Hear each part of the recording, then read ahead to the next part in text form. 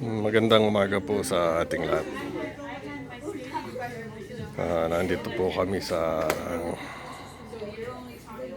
simbahan namin, Our Lady of Divine Savior. Meron pong meeting sa mga parents para sa mga batang mag-confirmation next year. Sa faith formation po to ng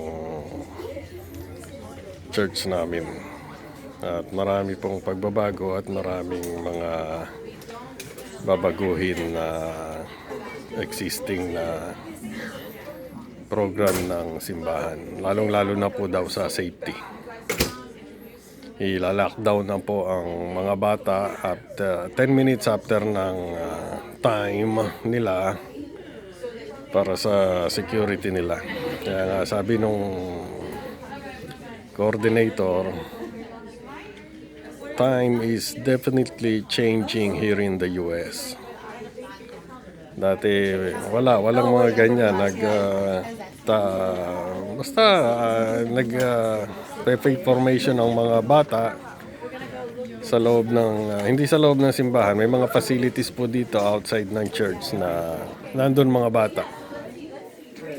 Ngayon ila-lockdown na po. 10 minutes after ng start ng time nila, nakalock na. Kaya kahit papasok ka, hindi ka makakapasok pag na-late ka. At pati ang mga parents na gusto mag-hang around, mag-stay, ay magpi-fingerprint na. Required na.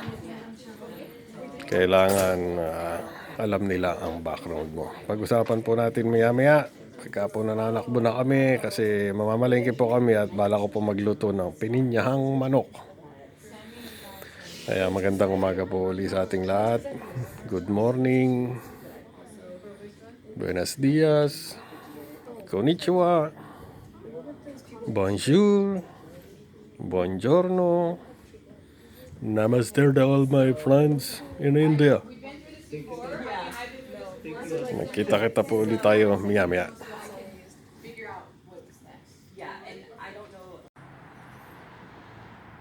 Nandito na po ako sa labas po. Dito po ako galing sa room na to. Y3 kung tawagin nila. Youth Formation. Yun naman po dalawa, Y1 and Y2. Puro aircon po yan. May mga bathroom sa loob. Diyan po nag-i-schooling o faith formation ng mga bata.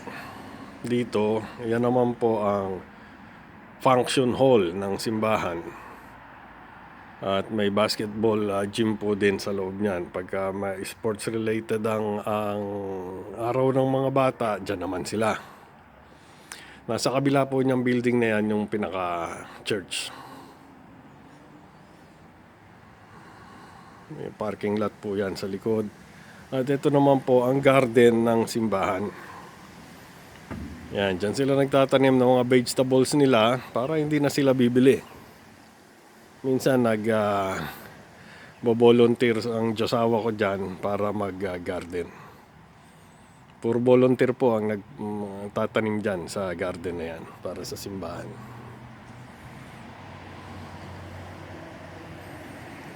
Hinihintay ko na lang po ang josawa ko at nakipag-usap po doon sa coordinator para sa upcoming na confirmation ng Junakis. Ito na po pala sila. Yeah, palabas na po sila. Umamalengke po kami at magkita-kita po ulit tayo maya-maya. Papunta na po kami sa palengke. Magkagaling doon sa Crown na Libak. Maganda po yung idea ng simbahan yung bagong i-implement nila na ila-lockdown ng mga bata. Agree ako doon. Dahil nga sa mga nangyayari ngayon dito sa Amerika. Na basta-basta na lang merong pasok na hindi. Alam niyo na, namamaril, mga Amerikano parang, well, yan naman talaga ang kultura nila eh. Ever since, panahon pa ng mga cowboy. Yan, hanggang ngayon, dala-dala nila, which is hindi maganda. Kaya maganda po yung idea na yun. At marami pa pong ibang mga napag-usapan na mga pagbabago. Pati fingerprinting sweetheart. Yeah. Dati wala yan. That's good. School lang ang meron yan. Pagka magbo-volunteer Pero they ka have sa to have school. extra layer of protection. Yeah, extra sa mga bata. Para But yeah. maingatan ang mga bata. At importante buhay ng mga bata. Dati, school lang nagre-require niyan eh. Tsaka sa DMV, sa licensing. Magpi-fingerprint ka. Tsaka baka, hindi, okay lang. Ngayon, pati simbahan dito, magpi-fingerprint na rin. Ayos talaga. Pero, ayos yan. At least, mapoprotektahan ng mga anak natin. Makita-kita po tayo doon sa loob at titingnan ko kung may makikita akong pininyahang manok. At naglilihi po ang asawa kayo po ang request ng asawa.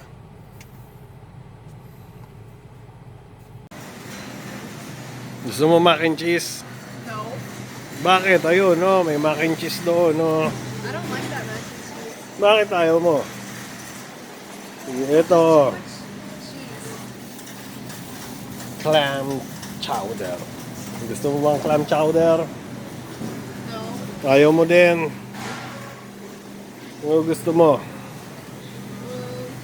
Merong creamy tomato, sweet corn, broccoli, cheddar broccoli. Gusto mo ba? No. Ayaw mo rin?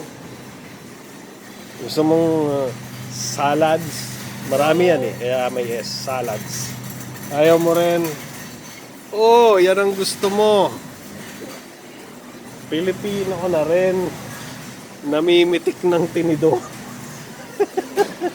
Kutsara, di ka kukuha, tsaka tissue. Kumuha ka ng tinidor, wala ka namang kinuhang pagkain dito. Mahalata ka nila. Dapat kukuha ka ng tinidor. Yan, may kukunin kang pagkain para hindi ka nila maaw. Ito yung ginagawa namin, Mia, look. Yan yung ginagawa namin, yung mga nilagang itlog. I'm gonna get sushi. Yung tray, yung cart, dalhin mo.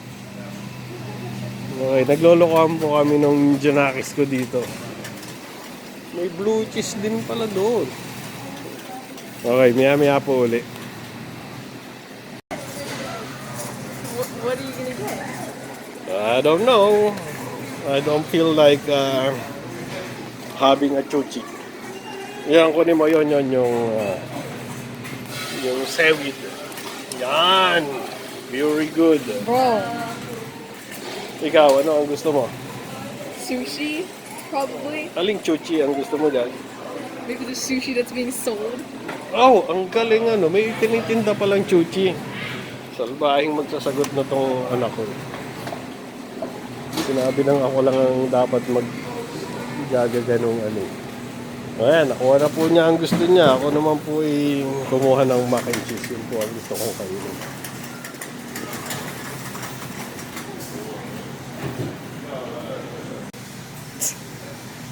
So ano gusto mo? Itong half and half na iced tea or yung mango-mango? Nandun yata yung mango-mango sa kabila doon. I'll go look for it. Ayaw mo nitong iced tea? Ayun, Ayan, panayan dampot. Tama ba yan dinampot mo? Okay. Dati palagi po siya dito. Yan, yung na yan. Yung wall na yan, palagi siya dyan. Lumipas na siya dyan, lumipas na. Kung ano-ano naman ang mga lumilipas din eh. Yan, lumalaki na eh. Okay, papatayin ko po muna at meron ng mga puting titingin-tingin. Alam nyo naman dito, hindi normal yung nagbibideo sa loob ng palengke. Oh, go ahead. Sasamahan ko po ng liempo yung aking pininyahang manok at bala kong kuhanin itong buong manok. Dalawa ng dalawa sa isang packaging kasi mas makakamura, 138 a pound lang eh. Pagka yung isang buong manok. Ito si pipris ko na lang yung isa para sa future ano. Nasamahan ko ng liempo para mas masarap. Meron din po ano dito, ayan, puso, balon-balunan, tsaka liver. Mia, you get the liver. Isa lang, isang tab lang. Magkano yun? Magkano yan? $2 and like $2. 67 Sabi cents. mga 120, isang tab. Ano gusto mo? Balon-balunan or puso? Gizzard or heart? Kailangan ta-translate nyo pag hindi niya palagi naririnig. Neither. Ano ka, German na? Neither. Hindi ba German yun? Neither.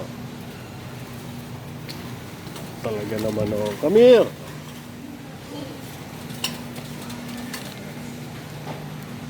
Ano ba to? Gizzard. 2 something. 100 din. Isang kaprasong balon-balunan. 100 pesos es. Nagmahal yung mga coconut cream, mga coconut milk, tumaas ang presyo. 2 something lang dati, 488 na ngayon. Ito, dollar something, 368 na. Ito pinakamura, generic. 188. Ano nangyayari?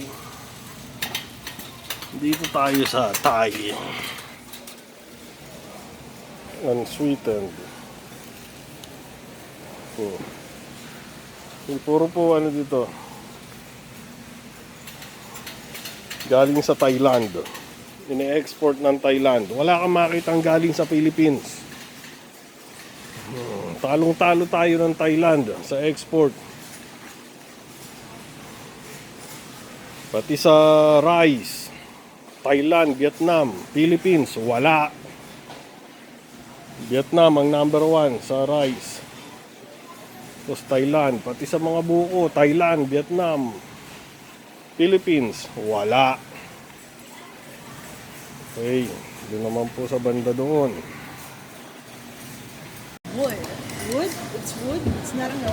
Yeah, it's like wood. Napakamahal naman itong keychain na to. 10. 500 ang isa. Sa Pilipinas, 20 pesos lang yan. Grabe.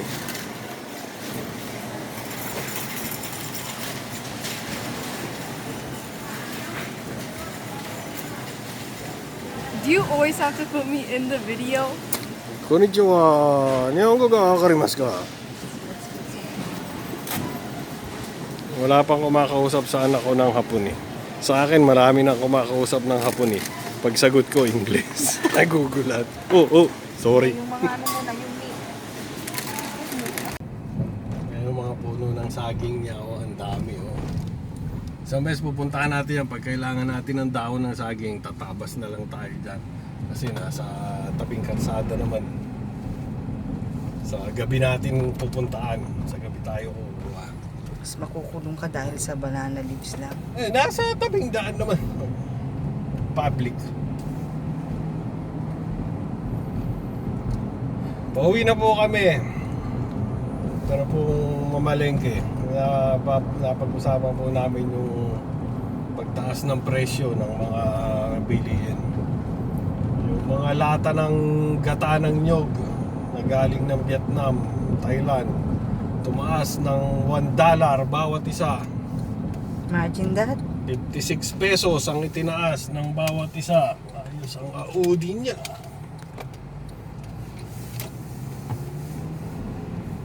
Lahat nagtaasan. Tapos habang kumukuha ako ng lata ng nyog, naalala ko ngayon si Rick, yung pulis na kadaldalan at kainuman ko paminsan-minsan.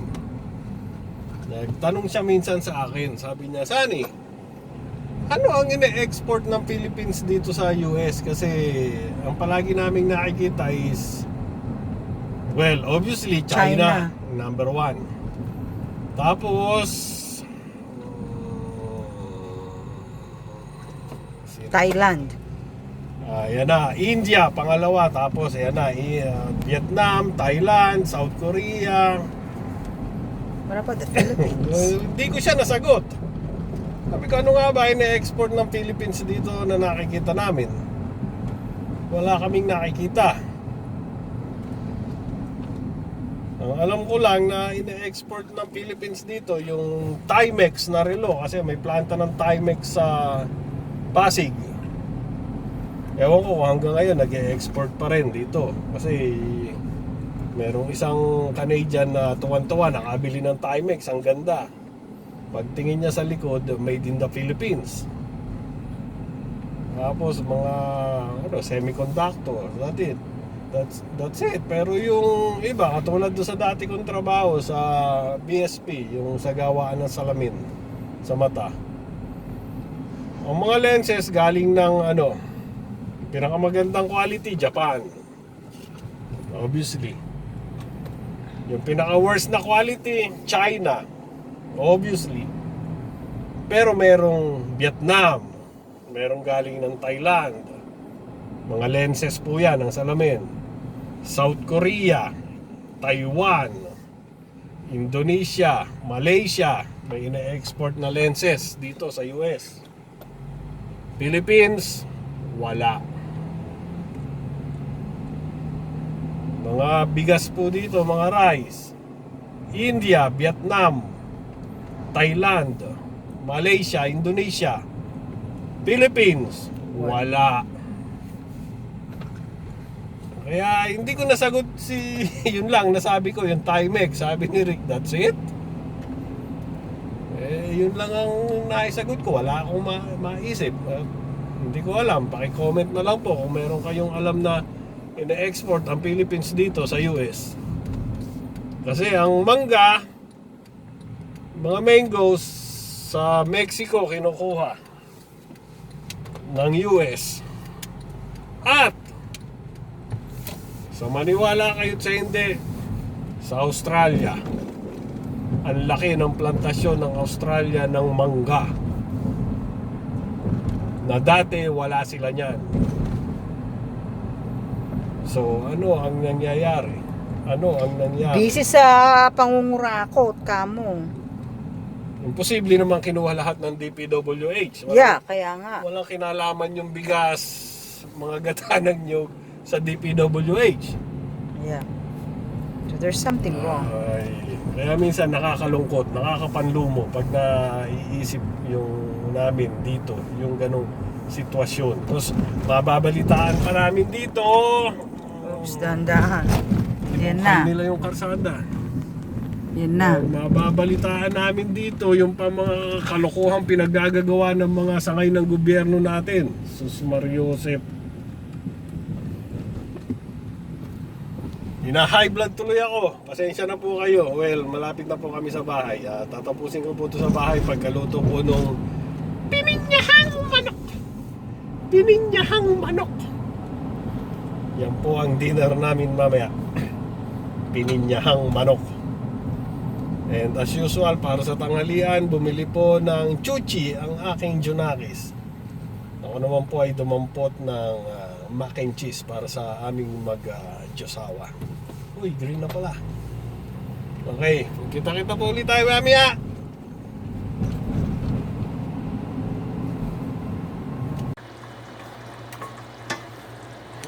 Ayan na po. Malapit na pong maluto ang aking pininyahan. Ang Diyosawa ko naman po ay adobong ampalaya. Lagyan ko na lang po ng hotdog doon. Mamaya, isang kulo, nalagyan ko na po ng gata, pinya. At mamaya magdadala kami doon sa neighbor namin. At muli pong nagpapasalamat pagsama nyo sa akin, sa amin ngayong araw na to. Isang simpleng araw ng linggo. Ingatan po natin ang bawat isa, ingatan po natin ang ating mga sarili. Ito nga pala, ang inani naming kamatis kanginang umaga. Ipi-freeze na yan para sa weekend na darating.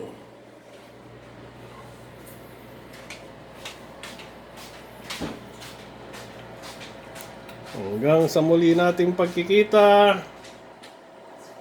mabuhay!